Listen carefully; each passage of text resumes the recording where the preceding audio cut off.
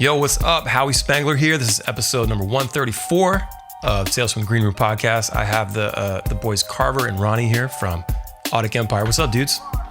Chilling, man. How are you? I'm good, man. I'm good. You guys have a song coming out tomorrow. I want to know why you chose Saturday. What's up with that? Oh, man. Okay. Was that just my fuck up and not look at the calendar? No. You know what? Okay, so I did a feature with someone, and they put it out on Friday, today. So I was like, I have to put it out the next day, you know? I didn't want to put it on the same day. I was like, what's really the difference? I mean, whatever. Okay, all right. Well, I mean, truthfully, we should have put it out on Monday and then sold singles all weekend and then put that into the at venue thing, you know, and then had all those sales go into our Monday release. Trifecta. Okay. Well, it'll be an interesting experiment. Let me know how it goes.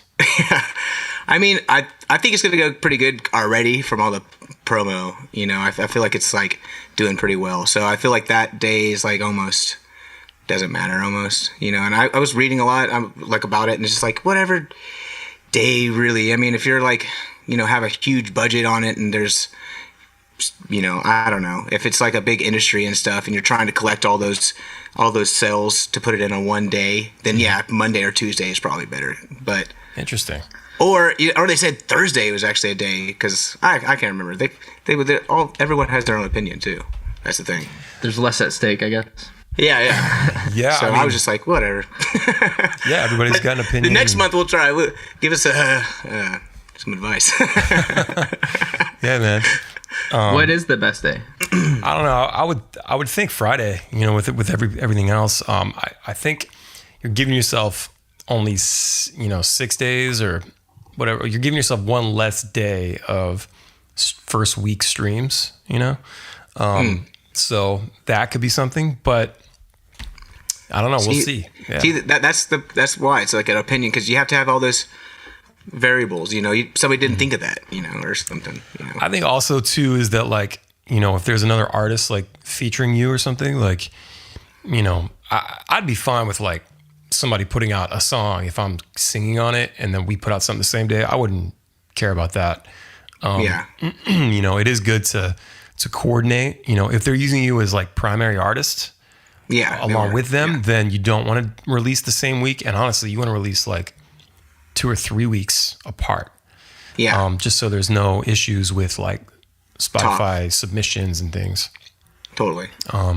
But yeah, I would definitely, like, if we were going to release a track, I'd be like, yeah, sorry, we're releasing ours too. So, you know what I mean? Yeah. Yeah. It was a last minute decision kind of thinking, you know, like, I don't know, you know, I don't want it to conflict. So I was just like, whatever. Yeah. Hey, whatever, man. It's it'll be cool because you'll have the song out there finally. And I say finally, it wasn't that long ago. I mean, technically, we did it last month, right? We did this last month. In comparison to how we used to have songs that were just like 2 years old and we're finally recording them and we're already burnt out. You know, it's like, totally. I hate recording like that. It's nice to be almost caught up, or we are pretty much caught up. I'm writing demos and then we can just start tracking. You know, it's like, it's crazy to be caught up with music. Yeah, it's awesome what we can do these days. And like with Girls, we recorded that in 2015 and it didn't come out until March of 2017. So it was nearly 2 years. It was like a year and a half of finished, and then like didn't come out till, you know, March 2017. So yeah, it's nice when you can get that sort of. I think we're an instant gratification culture, you know. So and it's hard to wait and like tell yourself like, let's not rush it, you know. Let's take the right time. Let's market it properly and all that. That's true. I mean, and after you release a couple things, then you kind of realize like, well, that's already out. It's just out now, you know. Like you can go back and do a music video to it, and you know, get some more hype. But that's out, you know. Like stretching out the promo is like the most fun you're gonna have with that song. You know, that's the most attention you're gonna get. So. Yeah, and I guess with this one, we weren't like super attached to what day it was released because we're gonna do one a month for the whole year, and so we got plenty to release, and we'll kind of, I guess, get to experiment with different things or see how different methods play out. Trial error. Nice. Are you gonna stack them up along the way? Yeah, like your suggestion we talked about last time, the stacking the playlist. We need to get to finalizing the album name, I guess, before next month, if that's the case, right? Well, it's good to have a plan. Obviously, I think it's important to have a plan, but I think you still got time for that because really, honestly, you should only stack so many, because then it actually, if you there's a threshold where it flips to become an album or an EP. Yeah. So you could do something where like you put out 4 or 5 singles, and on that last single, make it an EP, of those 5 songs, and then start fresh with your next half of the record or whatever. And then 1 and then 2 and 3 and 4 and up to and then on the last one, save like your last 2 singles for a full record or something, and have all the songs, connected in one place. So I think you got time to come up with a record, but will Spotify do that? What's that?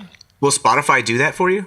Like, no, you have to do it. You have to do it that way. But it's about the submission process, So like, so like every time, like next month for the next single, you would take this one and upload it with the other one as a separate release, and then on the third month, you take the previous 2 and you upload those with as a separate release as well, new artwork and everything. It would be cool to have the artwork somehow related to each other. I would work on that probably, but. Yeah, I mean, we were trying to have each music video kind of have like a shot from the music video. So it's like a video, artwork, song together, like you can really tell that art, I mean, that's just how it happened for this one. So we're like, oh, I kind of like that idea, And James was like, yeah, we keep going with that idea. We'll do the next music video, and then I guess take a picture from the scene, from the set of the music video, and then use that as the album cover. Were we going to do a video for just about every song? Yeah, because I mean, we got a good deal with these Tiki Cam production guys, and they're saying, you have 17 songs and hit us up $500 a fucking song, and go through the whole 17 songs, and if that's consistent work, it's a good deal. So. I mean, if you have the means to make a video for every song, go for it. Do it, man. Yeah, I mean, it's like one show, Did you like half a show or something. Did you see what MGK just did? I didn't see. No. So like, I've been keeping up with him because he's been doing the pop punk thing this last year or so, and nice. Just kind of watching what he's doing, and like Travis Barker produced all the tracks, and it's like super pop punk, and all the videos, they have a cool look to them, but he just released an entire like 48 or 49 minute cut. It's like a movie it's every music video back to back, but with a story, like a high school story weaved in between it. So like it kind of opens up. I don't know if it opens up with a track first or it opens up with some of the story, like a scene. But anyway, it'll go from the song, like the music video. I think he makes a brand new video for each one too, because he already has videos for a lot of the songs, but then he's like making brand new videos for the same song. But now it's the whole record, every track, and there's like this story that's happening throughout. And so like the song's over, it cuts back to like a couple different scenes, and then it leads into a track, and it looks amazing. It's like so cool, man. Like what a cool way to push the record. That is cool, and that's awesome to get back into like concept album through what people like now. It's like YouTube and shit. Yeah, that's what I was gonna say. It's taking the concept album to another level with the videos. The concept. With the concept of it. Yeah, that is pretty fucking sweet. Yeah, giving that visual. Now you've got a full movie. I just thought that was brilliant. Yeah, it's some big picture thinking. Yeah, so props to his team for working that out. I mean, Pink Floyd did some stuff. Like some. They weren't really. I mean, like The Wall. That held them. Yeah, it's certainly not a brand new idea, but yeah. But I mean, it's cool to see somebody bring it back. And actually, I mean, that's what people are interested in, is watching things. Like you can barely even get a song out there if you don't put a video, or a lyric video or something on YouTube. Yeah, it's important. I think these days it's all about. It's everything. It's not just the music anymore. You got to have that visual component.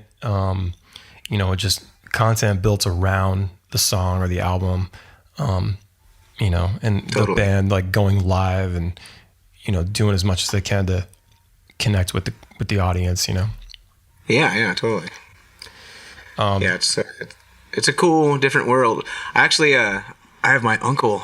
He's like older now, and he was an old rocker, and so he stopped playing he stopped playing with his band, and he just plays, you know, bar gigs and stuff. And we ended up finding some old tapes of his and pulled them out, and they sound fucking badass, dude. Like awesome, like super good.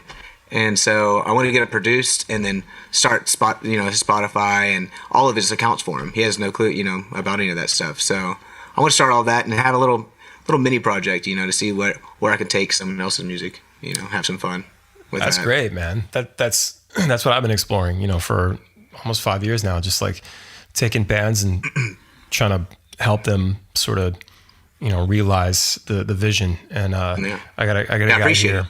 Yeah. Totally, man. I appreciate you guys letting me work with you. Adam Albany is another guy. He's always thought he's from this area, and he's just a good songwriter, just cool tunes and cool voice. Plays a nylon string guitar. And nice. Yeah, so finally I think I hit him up a couple of years ago. I'm like, dude, let's do something with your music. Like, you know, like I know you want to get out there.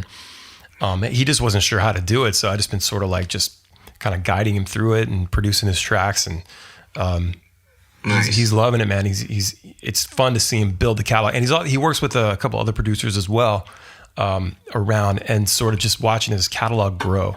You know, it's been fun. So Yeah, that's cool. it's nice to help. Yeah.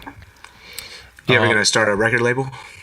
You know, we have Right Coast Records. Yeah. And it's just been, you know, it's tough to run a label, and I always want to make sure that we can help, like we can actually offer something that you can't do yourself, you know. And just the way things are nowadays, it's like, you know, independent, you know, being able to release things through DistroKid or CD Baby, whatever you're using, you know, it's like, unless we can come through with like some big budget, you know, a decent sized totally. budget, it just feels kind of, you know, I don't want to just take a band's money, you know. Yeah, exactly. I wish some labels had thought about that with us, but you know, Law Records has been great, by the way. It's not those guys. Law Records has been great to us. But there's been some others. Yeah, I don't know, man. I just kind of like, just haven't been. I'm more into like the production stuff these days, and just sort of giving advice, you know. And I'm like too busy to manage anyone, you know. Like I feel like I could definitely take on like a couple of artists and manage them and like make that, you know, 20% or whatever it is, you know, 15%. But it's just, I don't have the time to. I can't lock myself down like that. I got too much shit going on. I'd rather just like, you need some advice, just come to me, you know, and I'll try to help you. Yeah, exactly. And do the fun stuff. Yeah. Music. You do so many things, man, and you help out so many people in the community. Oh yeah, man. There's a lot, and I'm happy to do it. I'm glad it's been cool that the names been getting around. People actually want to work with me. So Yeah. we did 17 tracks with you guys. That was, I guess so. what a week that was. Yeah. Yeah, man, you worked your ass off. I didn't see the sun. I got to Brian's house and I didn't see the sun. One time I went outside to check out the backyard. He showed me the smoker and all that. Oh, yeah. I was like about 4 minutes. I was outside that whole week, and then the rest of it was like just locked in the studio, Shit. waiting for you yeah. knuckleheads to get there.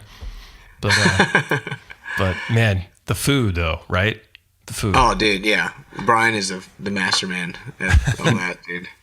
And it's so cool, man. It was just like it's so cool to just have someone that's down. He loves to cook for that many people. Every time we have practice, he's like, "Oh, I'm gonna cook hamburgers or throw this on or cook fucking Smoke something, you know." And it's like, it's a cool experience, you know. And it's like really brings up the vibes when you're recording. You feel like cool, you know. Yeah. I don't know how else to put it, but I mean, whenever you're doing long hours like that, you have to eat. It's crucial. And then having somebody there that owns the house cooking for you, I mean, saves time too. Yeah, it saves time and it keeps everybody like from losing their shit. Oh, hey. Nice segue. We'll get into that one. Yeah, that was the one thing I noticed. I thought about was like, man, we actually saved a lot of time because it was crunch time, because I was only there for like 5 days or something, and I can't believe as much work as we got done. But we definitely saved hours because, if we're gonna break for lunch and dinner, that's at least 2 hours a piece right there. Going out to get the stuff, come back, or if we're gonna go out somewhere and have it, just it's easily 2 hours, and that's twice a day. You get set out of the vibe too. Like you're just in a different place. You like start getting that vacation vibe or something. You're like, oh, look at this, let's do this. Like.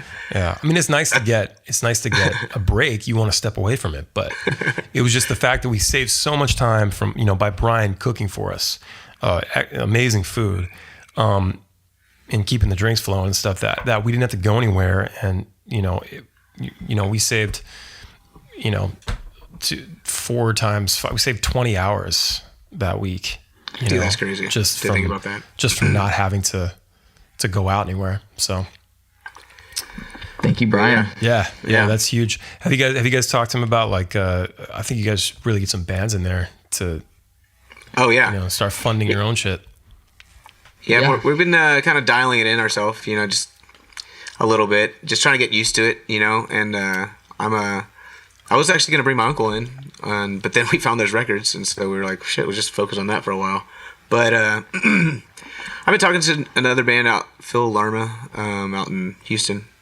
I'm talking to him about doing some stuff. Phil's good. I haven't even talked to you about it, but I did want to ask you, like, let's take on a little project and just fuck around. Well, not fuck around. Let's make some cool shit for him. Give him some good tracks and then make him pay Howi or something.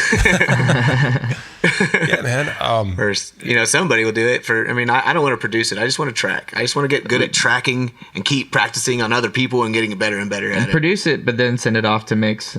Yeah. Maybe Produce it. Yeah, give advice. Like you were doing, and I mean that's what producing is. People get a misconstrued, view on what producing really is. I did for a long time. It's a whole blanket of things that occur. Yeah, sure. It's a lot of like catching. To me, it's like I say it a lot, but it's like it's about the details. It's like making sure that things are consistent and the band's getting what they want, like the sound. Like, because I remember back in the day, like not knowing anything about this stuff, our first couple records, and how to even like Pro Tools was like it was like looking at a different language. So like.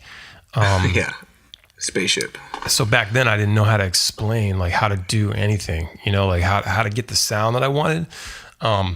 So that's been great. Like doing it myself, like being able to achieve what I want in, what's in my head without having to like explain it to someone that like may have no clue like what I'm talking about. I've had engineers in the past that like have never really worked with dub reggae or anything. And like, I love throwing in the delay throws and, dubby, crazy, weird trail delay, big reverb, smash, snare. That stuff. It's really hard to. Man, we worked with a guy, David Zychek, and he actually passed away, R.I.P. Dave Zychek. But he's an old school dude, and he was like. How was he recording?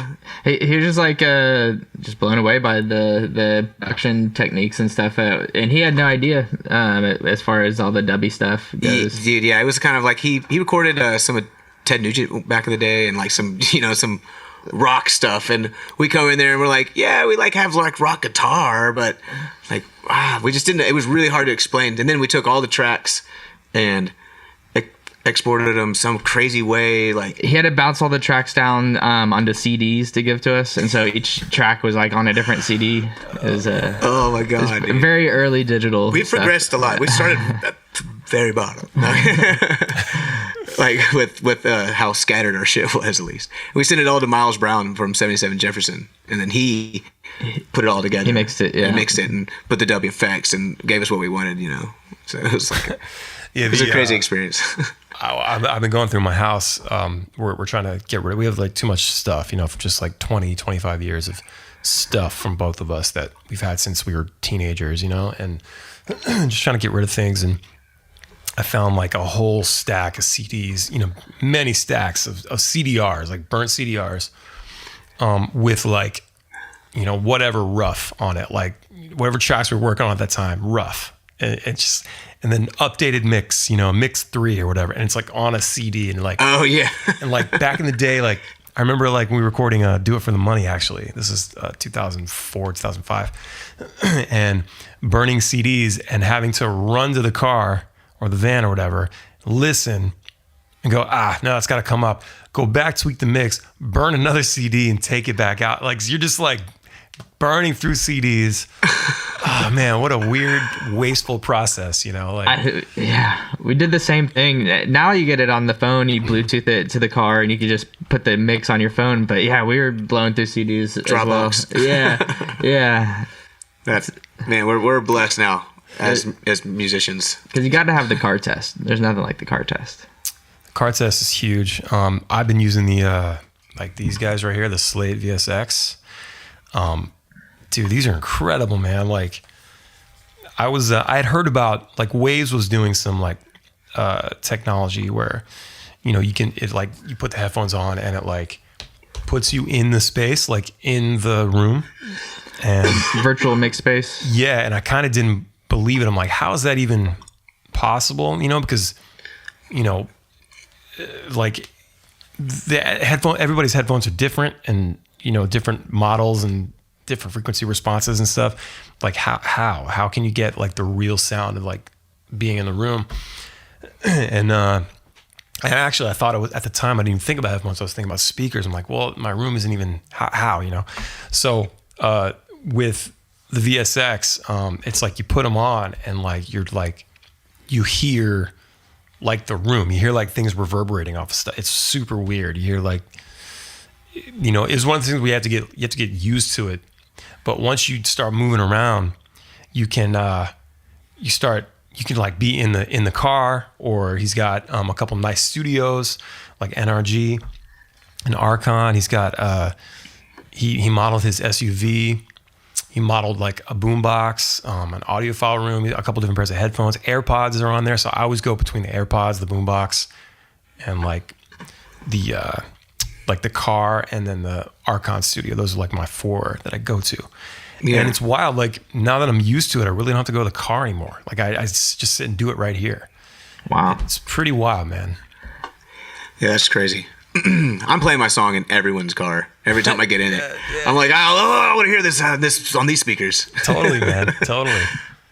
It's exciting, man. It's and you guys got a lot of music coming up. So like, are you guys stoked about the year ahead, like getting new music out there, and how you guys feeling about the new tracks, and is it different, or just kind of maybe just going bigger with the sound you kind of already have? Like what do you guys think?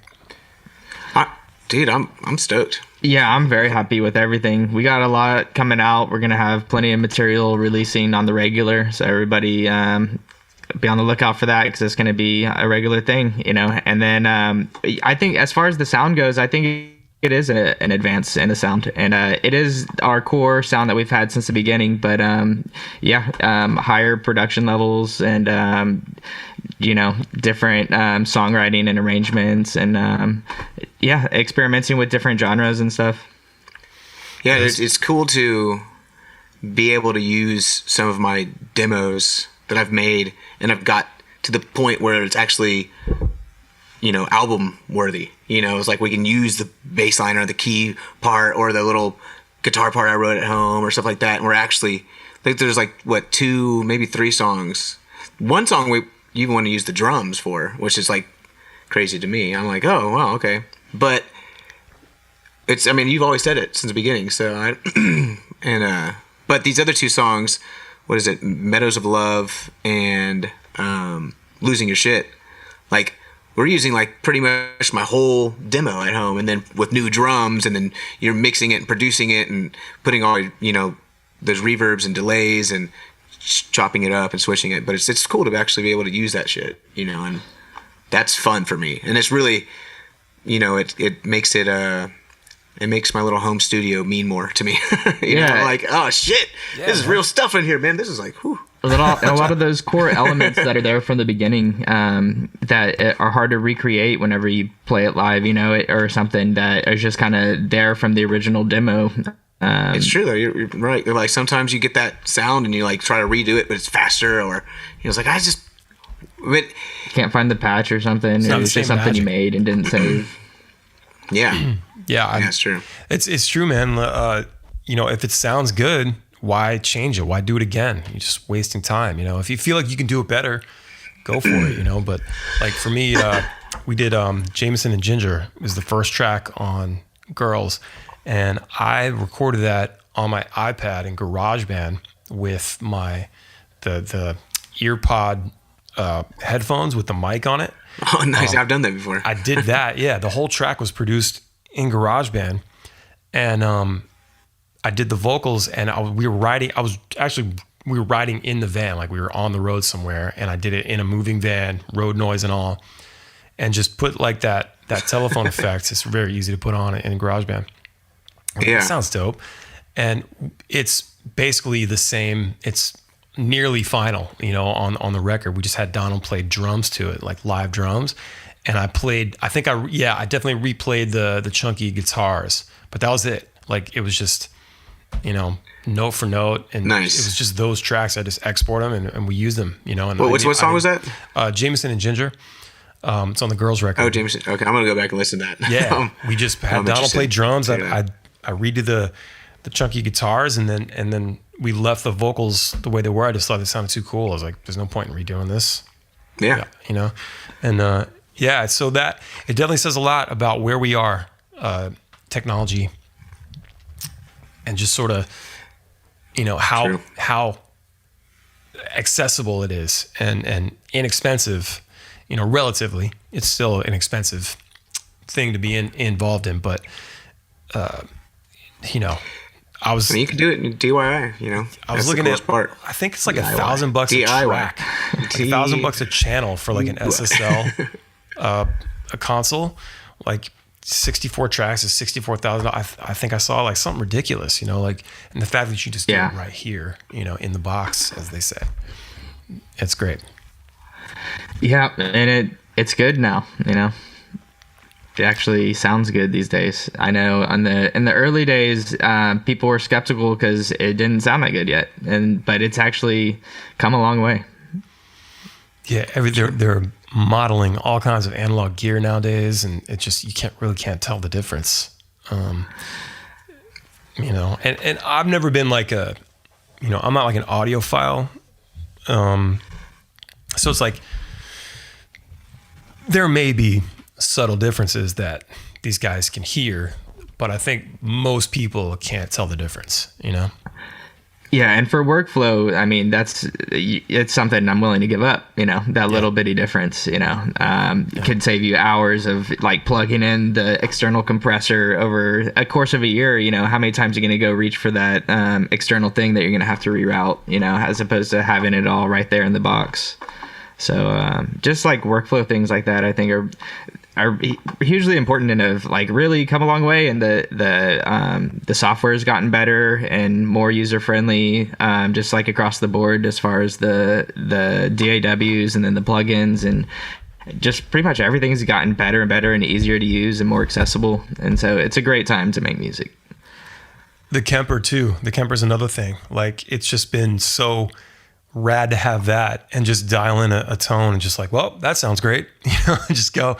Because like I remember having spend like an hour miking up a guitar amp, you know, to get the sound, and it's like, oh, I don't know if I'm liking this, you know, we're messing around, and then we got to go mess with it again. It's like, just do it right there. It's save, you know, and recall it again if you need it. Yeah, it's incredible. I'm all in on the tech, man. Yeah, dude, it was awesome being able to use the distortions that Brandon had saved on the Kemper that Travis bought. And then I don't know, did you pull up? I guess you made the sounds for him, did you? Did you not? I think I don't know if I sent Brandon those patches or if he just bought the same patches I did or something. Because I definitely tweaked the ones I got from the John Feldman ones, but adding reverb and things like that. But they just sound so legit. Like my distortion actually sounds like super full, and I'm like, oh yes, this is the sound I've been waiting for. Like I just try to recreate it, but like Boss pedals and Fender Deluxe amps and 57s. It just sounds better. Like to me, the distortion just sounds way more real on a Kemper than it does in like a Boss distortion. Like distortion pedals are terrible in my opinion, but this thing just nails it. It's like you never need anything else. So it's great. I'm glad I have it. Glad you guys have it. Yeah, it's cool. Yeah, I want to get one for my house, for over here. We got one over at Brian's house, but it's like, man. No, we need to. I think I want one over here. For sure. Yeah. That stage, you can get the rack mount. It's $2,400, I think, but you can get the stage, which is like $1,700, and it's the same thing. It's just in a pedal version, and thing's awesome. Nice. Try to find a used one or something. Yeah. Yeah, totally.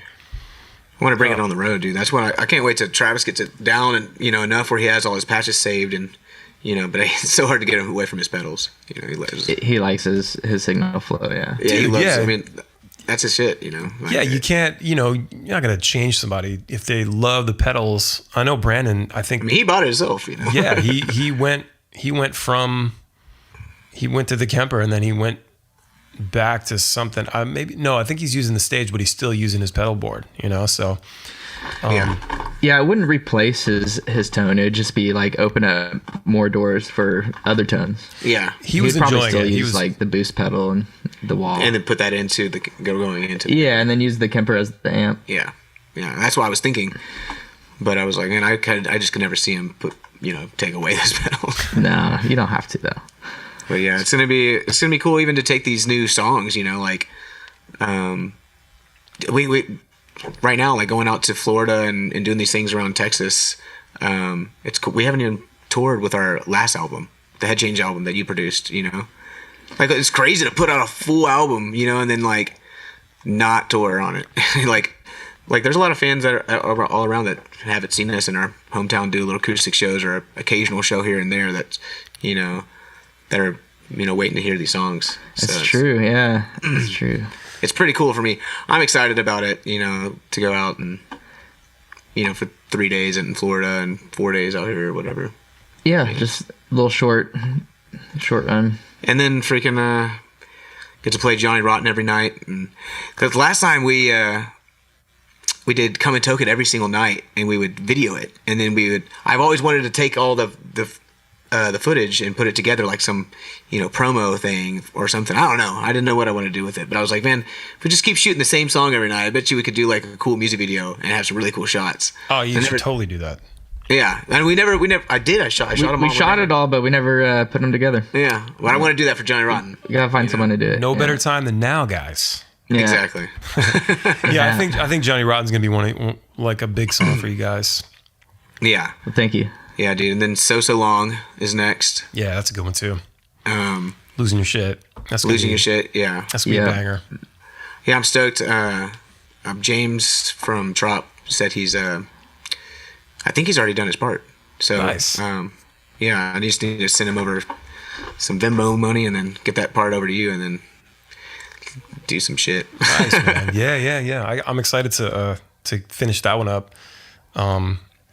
Where's that all on the release schedule? I'm thinking third single? Probably hopefully March. So Long and then Losing Your Shit. Yeah. We'll have two kind of just in time for spring. Yeah. We're starting off with the Johnny Rotten, which is more punky rock, and then So Long is another kind of punkier one, and then we'll switch it up with the Losing Your Shit, and that'll be completely different direction. So yeah, and then I think we wanted to record Smoking Herbs and put it out on 420 for April. But if we don't, I think I want to do Better Than Me and release that in April because my son's going to be born in April. So I'm like, it's no better time than to release a song about my son when he's born on the same month. You know? That's a good song too, man. Yeah, I appreciate it, man. That's yeah, the hook is super catchy. Yeah, and it's fun what you could do with 2 chords, and you know, some days you play an A and you're just like, ugh, fucking another A. And then you play it and you're like, oh, I can hear like 20 songs off this one chord right here. It's all in your mood, you know. There was a long time where like I had so many songs in A. Like we got a ton of songs in A from like the old days. For real. He always gets on to me. He was like, get out of A. Another dude. A one. Like, well, I sing good in A. What? And even if we have a bunch of songs in A, let's space them out between the set and not play the same chords like 3 or 4 songs in a row. We definitely haven't because stay conscious about it. Yeah, you have to stay aware of like the songs that you're playing and like be selective with a good set list, you know. That's true. That's fun. I'm trying to write one for the acoustic show tomorrow for the Johnny Rotten release thing. And I'm just like, oh man, what do we want to play? Like, I haven't written a set list in a while. Like, do we want to play all the best songs at the end, or start with a hit, you know, the banger? But I'm like, oh yeah, people are like coming to see us specifically, so you kind of want to start with some songs that are familiar, and then maybe play some newer ones in the middle, and then save all the ones that they want to hear to the end, you know, to keep them around. I don't know. That's what I think Spangler's doing to me, at least. You guys kind of touched on it a few minutes ago, but having a slew of new songs during a pandemic, it's different now because when you actually go back on the road to play, people are gonna have a year and a half, you know, 6 months, whatever it is, of like listening to these songs, these new songs that you haven't played live, songs. And you're gonna go and they're gonna know all the words. Because it's tough to like be excited about a new record and like go want to play the songs from the record, but you can only do like 2 because it's like people want to hear new songs, but then they want to hear all the old shit, the stuff they can sing along to. Yeah. You don't if you do too many of the new songs, it really takes the energy out because they're like, it's like they're into it, but they're not like they're listening. They're kind of like taking it in. Yeah. As opposed to like, you know, playing Walk Away for the 2000th time. You know, it's like everybody going ape shit, but like, and it's like you want to play new songs, but you still got to serve the crowd. So like, this is actually going to be great for a lot of bands that are putting out music right now because fans are going to already have those songs like memorized and in their hearts, you know. So it's like it's going to make set lists pretty fire, you know. Yeah, you can play all fresh shit and still have everybody singing along. Exactly. That's great, man. Yeah, I mean, I thought about that. We did experience a little bit of that with when we sang "All My Fault." And we played a show after, after a while of this stuff. And we played a show and we stopped singing it at the very end. And the whole crowd was singing the words. And we're like, wow, this is really like our first time playing this song. And everyone is singing it. Like that was cool. And I remember James really felt that shit. That was a cool moment. Yeah. It's his song. And he's like, I think I've had it happen before on like Bubble Trouble or something like that. But for him to see that on his song too, he's just like, oh man, I need more of that. It's such a good feeling, man. I think you guys are going to get more of that, you know, with this new stuff. Totally. Thank you, man. What have you guys been up to? Man, what have we been up to? Man. Well, as a band, whatever. Ronnie, you got a baby coming. Yeah. What about you, Carver? I've been doing podcasts. Nice. I've been trying to be on a podcast a week just to like, I thought, you know what, I'll do that and promote whatever we're doing. You know, I mean, I have a new song every month. Might as well do a podcast and hang out and smoke weed and jam acoustic. You know, most podcasts I like to play a song or two. You know, and it's fun. That's been a cool experience. And I got my little studio set up, and have my light where I flip it over and it looks all good and stuff. Yeah. I've been building this desk behind me because I got this new synthesizer, and I'm like, man, I don't have anywhere to put it. So my friend down the road has a wood shop, so I've been working in there with him. He helped me build this thing. You're building bought a lot of vinyls. Yeah, I've been buying a lot of records. That's a lot. Nice, man. You had like 20 before, like no, a couple months ago? I had a good amount. Yeah. Hidden. Yeah. They just look like books, I guess. I mean, this guy likes to read a lot. That's cool, man. Yeah. The baby's coming in April. Yeah, in April, 3 months, man. I was like, so we're kind of getting fast. nesting and stuff, you know. Yeah, dude. She like cleaning the shit out of the house. Yeah, and I mean, we added on to the backyard and just bought a glider and about to set up the crib and all this stuff. We're gonna set it up this weekend before our parents come in for the baby shower. So. Oh, that's awesome, man. Yeah, it's getting realer and realer. But I mean, I'm stoked, really. I mean, I started thinking about it though, like, man, I guess I really need to get a lot of shit done right now, because in 3 months I'm gonna have like undivided attention nonstop, and then I'm like, when I go to make music or whatever, I'm gonna be kind of burnt at that point. You know, I'm assuming. Tough. It's tough to, have the family and the music. You know, it's because you got to be dedicated to both at all times. You know, and it's hard to, like you said, like you get burnt out. Like you got a song in your head, and it's like you want to go track it out. I'm glad that you have like a little space set up though. Like I used to have to set up in the closet. And this is back when I didn't know anything about that. I always couldn't figure out why I couldn't hear myself. Like, why isn't the mic working? Like, why is this so loud, or why is it not loud enough? Like, and how do I record myself? And it would take me an hour every time to figure it out again. And then by the time I'm all set up, it's like this, I got to stop, or it's time to go to work or whatever. And it was so frustrating. So it's nice to have a place to go to right away. Just flip it on, just start tracking or whatever. But yeah, it's tough when you got little babies. I'm just gonna like chill with him and feed him until he goes to sleep, and then go sneak off into the studio, and then I'm hearing I'm in my headphones, like, and I'm like, oh shit. Yeah, and you're gonna be on like, that's my baby monitor. I'm just gonna put a microphone on a fucking XLR and string it to the next room. You'll be on like 2 hours sleep, accumulative, not all at once. You're not going to sleep for 2 hours straight. It's going to be, oh my God. It's just like tour, man. Yeah, dude. I'm used to it. Yeah, it's a wild time, but still worth it. You'll come to find, it's so fun, man. It's the best. Yeah, that's man. Right. I'm stoked to have a little homie that freaking likes me. He's gonna be cool, man. It'd be nice to have somebody that likes me finally. Finally, dude. Jesus. Someone thinks I'm cool. Yeah. So what's going on with the release thing tomorrow night? Yeah, we're doing like a acoustic performance, and then we have our homies Trip Tonight opening up, and then our buddy Logan on 106.5 The Shark out there in Corpus Christi. I know. He actually played the radio edit that you made. So he played that yesterday. Awesome. And yeah, it was pretty cool. He was like, hey, have you ever radio edit? And I was like, actually do. Very important to get the radio edit. Good thing. Yeah, a lot of producers don't give radio edits unless you specifically ask. And it's nice to like have that shit just on hand. You never know. And yeah, it's going to be cool. I'm stoked because kind of the idea is to go down there, play acoustic, don't play full band, and promote this song, and then kind of promote the next time we're down there in February with Peter Dante from all the Adam Sandler movies and stuff, and then our buddy Reggae Lou, and so we're doing a little mini tour with them, and so I'm gonna go down there and like put some flyers up and tell some people, have some tickets, and try to get two birds stoned at once. As they say. Yeah.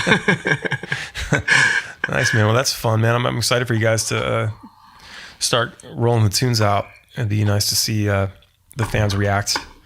And like I said, I think you got a good handful of jams that are going to be, big ones for the band, and hopefully, elevate you guys. Yeah, man. I'm stoked to get like a little workflow again, actually. Because since we tracked, we've been practicing going back to just life again. We're like, okay, I got the Johnny Rotten little parts done, and then we have to get one little part for so long, and I might want to mess around with some vocals for Losing Your Shit. But then after that, then we have to go back into like, all right, we need to start writing again, because some of these songs are just drums, bass, and rhythm and scratch lead and shit like that. Yeah, I know. I got a lot of parts to write. Yeah, you have a lot of shit to do, dude. Yeah. Okay. But I mean, that's the thing is like, you don't realize like you're there during track everyone's part, including yourself. Yeah. You know? Yeah. It's like that's just, I try to be there with you, man, as much as I possibly can. You know? It's good. It's good to track everybody and kind of get to see that way. Whenever I go to place my parts, it's not something I pre-thought of that's kind of eat up the whole mix. You know, it's kind of, I listen to what everybody else is doing and then kind of make decisions. I'm like, okay, I see what you're doing there. I'll play something complementary instead of stacking the same chords, you know, even if it is the same chords, a different voicing of it. Yeah, complementary is a good word. Mm-hmm. Good word to use for it. Yeah, like everybody should be complimenting each other, you know, and you know, everybody has to know, like, it's all about serving the song, you know. It's like, just don't, you know, nobody try to be Mr. Rockstar and like have my shit up front, and it's just like, it doesn't help anybody. It doesn't help the song, and it just makes it worse, you know. So just make it good by like serving it the right way. Play when you're supposed to, and get in, get out, you know. Do something rad, you know, but do it and then get out. Let the next guy up, you know, and let the song. I've had to tell drummers in the past, and you know, like, I'm like, hey man, keep it solid, because it's like, you know, don't wait for your moment, because, you know, you got to just provide a nice groove for the singer to glide over, you know. It's like that one fill just pops. And and then just wait for that moment when it's like time to get nasty for a second, and you know, you don't always have to like show off or show what you can do, you know. It's like a good drummer knows that and will stay in the pocket until it's time, you know. Which is hard to do as well. Yeah, it's hard to do. Sometimes you want to go off a little bit, and that's fine, you know. I've actually had drummers do things like, it's like, okay, play it like this like 3 times for me, and then like on the 4th one, just go crazy, do whatever you want, you know, like, and then maybe we'll find something good, and I can drop it in, you know. Something to pull from. Yeah, exactly. Totally. You know, but I mean, Travis Barker's kind of made a career of just wild beats, you know, just sort of like, here's the song, guys, track on top of this, you know, but it works for them, you know. Yeah, he has a good following. Not everybody's Travis Barker. Yeah, exactly. But, you know, not just drummers. I mean, just anybody, guitar players, singers, whatever. You got to know when to hold them, when to fold them. Yeah, dude, I've been learning that on rhythm guitar. I've learned. I mean, you start with the song, you wrote it on a guitar, you think it's all about the guitar, and then when you do the whole band, you realize this guitar is the least important thing that I'm hearing right now in this mix. I actually don't want to even hear the rhythm that much. And if it's something cool that you're doing and you're playing it the whole song, then it takes away from it being a cool moment, you know. If it's something cool, then just do it, and then that's like, you know, it's like, oh, that was cool, you know. But if you do it the whole time, it kind of just like, you don't even hear it. Yeah, they can replay the song. Yeah, it's create dynamic wherever possible. So that's you can do that. You can do that. Even a song, like I've had many times where even one of my songs or an artist I'm working with, where it's the same thing over and over again, right? So it's like, okay, there's got to be some kind of dynamic here, you know. But it's as simple as like dropping the bass out, bringing it back in. Shaker, you know, dropping the drums out, throwing a shaker in, you know, for the choruses, or halfway through the verse, or like doing some guitar melody thing, or something on the keys, you know. That's a big thing in a lot of reggae, truthfully. Yeah. There's a few formulas that I go by that I've sort of come to feel that work best, and then a lot of times you can just feel it. You know, you just feel like something needs to happen here, or this is going on too long, or something, or we should chop this, or whatever. You know, I feel like you did good on Come and Toke It. You did pretty good at, like, you would add in the hi-hat on one side, and then like it would come on the second half of the verse, and then the shaker would come in or something like that. And I always notice when we play live, I kind of picture that happening, and if it doesn't, you know, because it's hard to really do that. We don't have an auxiliary percussionist, but right. Shaker man. The live show and the record are two different things, you know. Yeah. Like, you know, I don't think like it needs to be, everything on the track doesn't necessarily need to be represented at the live show. But there's definitely sometimes, like a song like Mixtape, for example, from my band, is like when we miss the layers, like if like the click's not working or something, Don's got to turn it off. Yeah. something happens to the track, like, because sometimes the SPDSX, man, like Roland needs to get their shit together, because like this thing like fails a lot, and every now and then I'll hear like another click starts and it all sounds like a big mess, so he quickly shuts it off, and then that means that all the layers, like all the tracks in the background are like gonna be gone. I'm like, damn it. And so every time the chorus hits, it just sounds so basic and boring, and it's like, fuck, man. So like you want to, you know, some songs need it, some songs, you know, like the songs that have the horns, like we don't have a horn section yet, I'm working towards that, but there's songs with horns, so I have them in the tracks, you know. Nobody cares, everybody just sings along. But if something happens and we got to take them out, there's no horns, it's like, it just sucks, dude. Horns like make a track, you know. Yeah, totally. Yeah. Luckily we have Bobby now. Yeah, we have a good horn player. It's crazy that no one's really come and kind of no. Roland has like the whole market with the drum pad. There's not a whole lot of competitors that have come and you know, pushed them, and they haven't really put out a new one in like 10 years. So it's like the same SPDSX, you know, and same then fucking problems.